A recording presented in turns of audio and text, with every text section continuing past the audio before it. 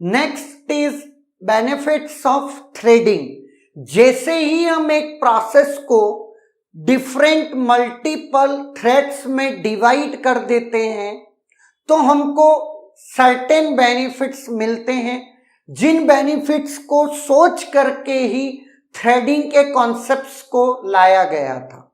Clear है? अगर मैं बात करता हूं एक प्रोसेस जब मल्टीपल थ्रेड्स में डिवाइड हो जाता है तो पैरेलली हम ये कह सकते हैं कि multiple thread of execution possible हो जाता है। क्लियर है? नाउ उस वजह से हमको 4 बेनिफिट्स जो थ्रेडिंग से निकल करके आते हैं वो है, वन इज रेस्पॉन्सिवनेस। अगर मैं बात करता हूं इंटरेक्टिव प्रोसेस में, जो प्रोसेस फोरग्राउंड और यूजर से इंटरेक्ट करती है, अगर उस प्रोसेस का कोई पोर्शन किसी पर्टिकुलर चीज के लिए ब्लॉक्ड हुआ है तो अचानक से उसका दूसरा thread of the same process parallelly क्या हो जाएगा, सीपीयू में रन करेगा और दूसरा वाला थ्रेड ब्लॉकिंग क्या है, वो आईओ डिवाइसेस हो या जो भी कुछ जिसके लिए वो वेट कर रहा है वो उसके लिए अलग से चलेगा। इससे इंटरेक्टिव प्रोसेस की जो रिस्पॉन्सिवनेस है वो बेटर हो जाएगी। बात समझ में आ रही है? नाउ अब अगर मैं बात करता हूं आपके एग्जाम्पल्स जिससे और डिटेल में मैं आपको समझा पाऊंगा। वन इज थ्रेड का जो बेस्ट एग्जाम्पल है टेक्स्ट एडिटर, चाहे वो आपका कोई भी ले लो, अपन वर्ड लेकर के चल लेते हैं। Next is web servers, computer games.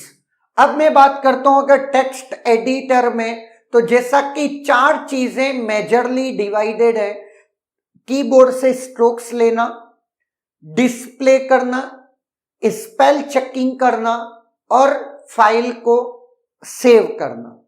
अगर ये चारों काम 4 अलग अलग थ्रेड को जिम्मेदारी हम दे चुके हैं तो जो कीबोर्ड से स्ट्रोक ले रहा है वो कंटिन्यूअसली कीबोर्ड से स्ट्रोक लेने का काम करता रहेगा।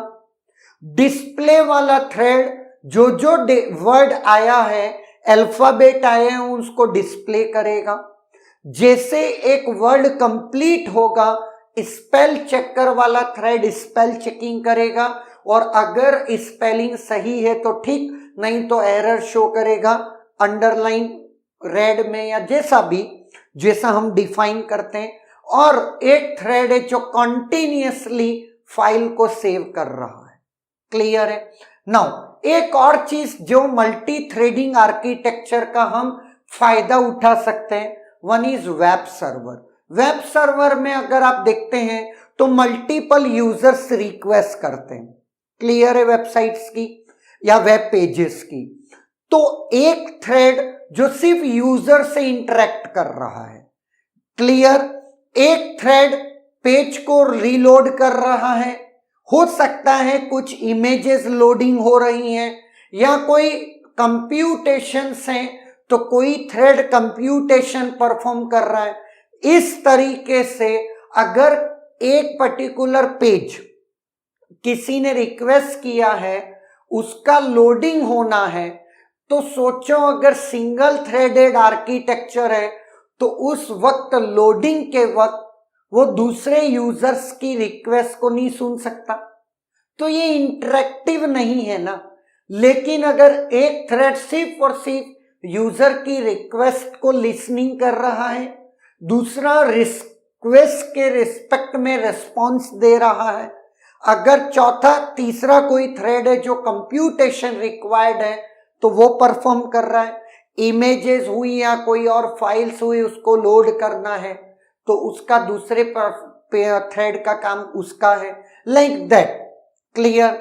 या फिर अगर मैं सबसे ज्यादा आपको फील आएगा वो है कंप्यूटर गेम्स में।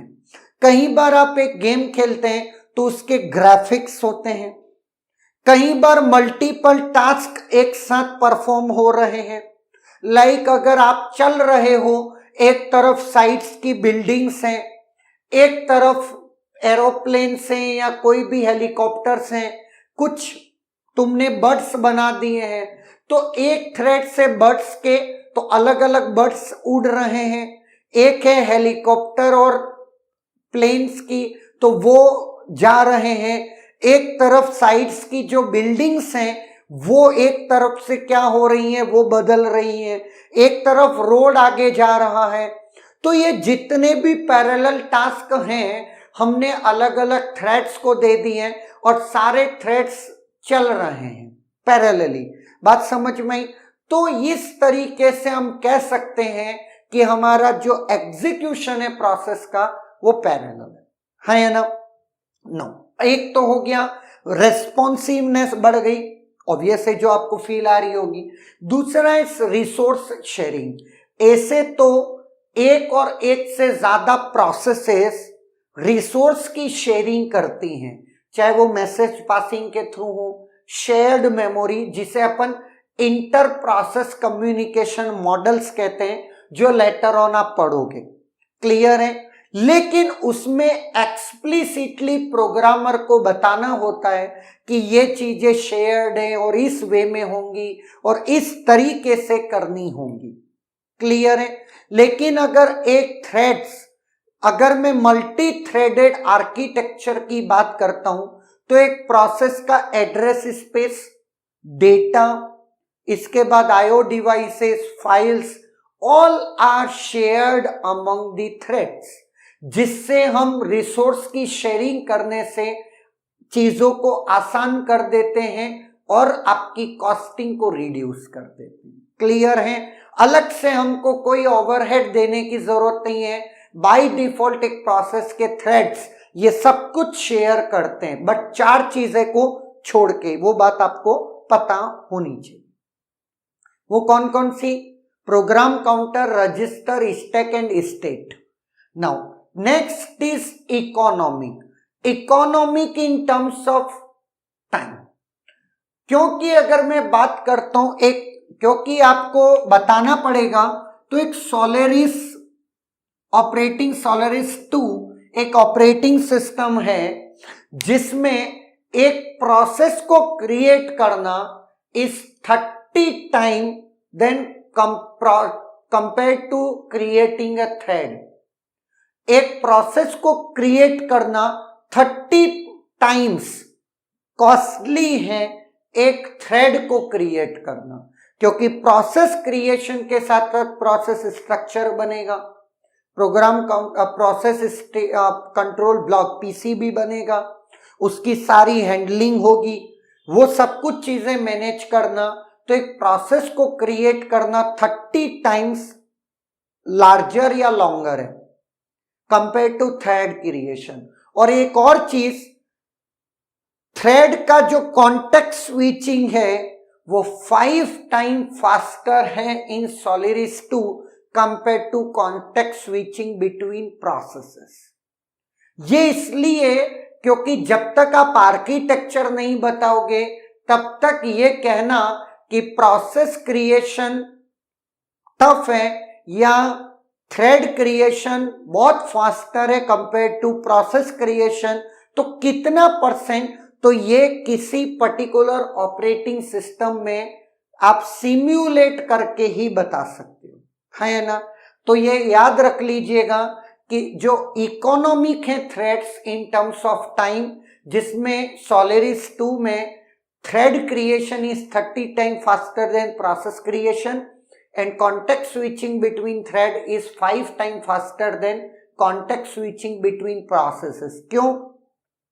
क्योंकि जब एक प्रोसेस का कॉन्टेक्स्ट स्विच होता है तो पूरी की पूरी सीपीयू के अंदर जो रजिस्टर्स हैं उनकी पूरी इंफॉर्मेशन क्या होती है, सेव होती है, किसमें? पीसीबी में। और नई प्रोसेस का पीसीबी रीस्टोर होता है कहां पे? सीपीयू में। लेकिन जब एक थ्रेड की बात आती है, ओनली 4 चीजें जो हम हैंडल करते हैं, PC, register, stack and state, तो आपको बहुत ही कम टाइम लगता है, क्लियर। नाउ सबसे पावरफुल बेनिफिट थ्रेडिंग का जो है वो है utilization of multi processor architecture. Normally आपने बोल दिया रेस्पॉन्सिवनेस तो है, बट कैसे? कि बोले कि सर एक थ्रेड कीबोर्ड से स्ट्रोक ले रहा है, एक थ्रेड डिस्प्ले कर रहा है, एक थ्रेड स्पेल चेकिंग कर रहा है और एक थ्रेड सेव कर रहा है ना?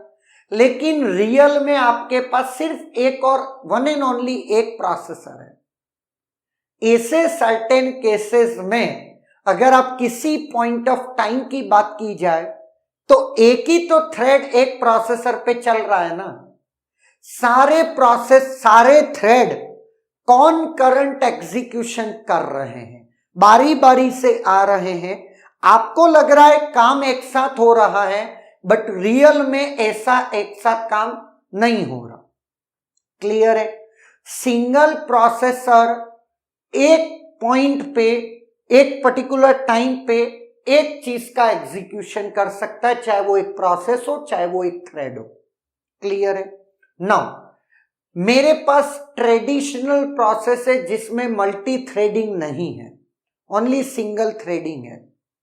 ऐसे केसेस में अगर मेरे पास मल्टीपल प्रोसेसर्स अवेलेबल हैं और एक बहुत बड़ा कंप्यूटेशन उस प्रोसेस को करना है, चाह कर भी मैं मल्टी प्रोसेसर्स पे उस प्रोसेस को नहीं चला सकता क्योंकि वो सिंगल थ्रेडेड है ना। मैं ऑपरेटिंग सिस्टम से रिक्वेस्ट नहीं कर सकता। लेकिन अगर मेरे पास मल्टी प्रोसेसर्स हैं और मेरे पास मल्टी थ्रेडेड आर्किटेक्चर है, तो मैं जितने प्रोसेसर्स हैं अवेलेबल उस प्रोसेस को उतने थ्रेड्स में तोड़ करके हर एक थ्रेड अलग अलग प्रोसेसर्स पे रन करूंगा, जिससे मुझे रियल में पैरेललिज्म मिलेगा और मेरा काम फास्टर हो जाएगा, है ना। इसलिए कह सकते हैं कि थ्रेड का जो मेजर बेनिफिट है वो है utilization of multi processor architecture, जो कि सिंगल थ्रेडेड प्रोसेस कभी भी मल्टी प्रोसेसर आर्किटेक्चर का फायदा नहीं उठा सकती। ओके, तो this are the benefits of threading. Okay.